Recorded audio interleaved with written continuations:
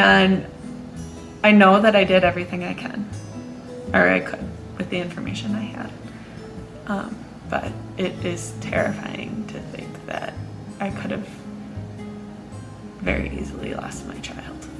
And now we know.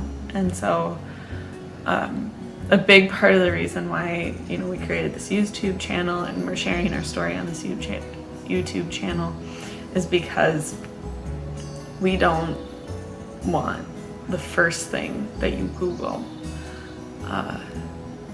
after you have a child diagnosed with Paramyotonia SNEL. We don't want the first thing that you're seeing all of the medical journals, and because it's just not helpful. Like, we read them and we continue to read them and we understand more each time we read them. But at the end of the day, they're medical journals. They don't actually tell you how your life is. They don't tell you you're not alone, because you can't reach out to those families. And so we want to have, we want that when somebody Googles Paramyotonia SNEL, a human face appears, a family that doesn't have it all together, but is trying our best, that you can see that. And so we hope that this will help, because I think when we first got the diagnosis, it was so hard to Google this. You finally get an answer and you start Googling it and there isn't information out there. And I remember there's a wonderful Facebook group for myotonia disorders, so myotonia, paramyotonia, paralysis, and some other things, but and SNEL. And I just remember going onto that group site and typing in a message, and it was a jumble of essentially emotions.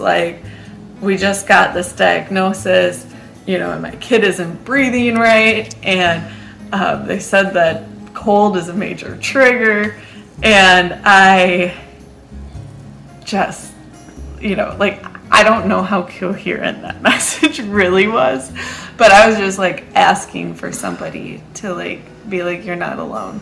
And thankfully Janet Stone, the moderator, I think is what it's called, the moderator was oh, there's another family, and she got me in touch with them, and we were able to talk. And that was the first time where I was oh my goodness, I'm not alone. I have lived through this.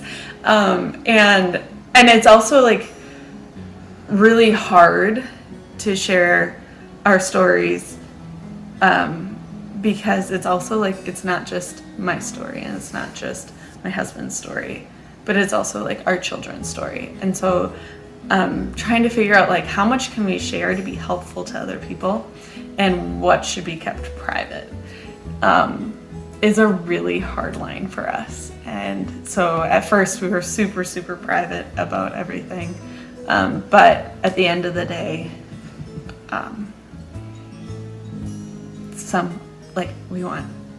we want something to be out there for other families.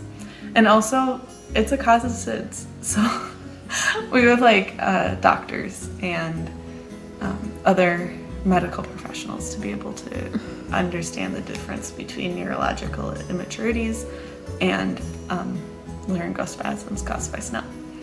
So that's part of the reason why we're sharing our story.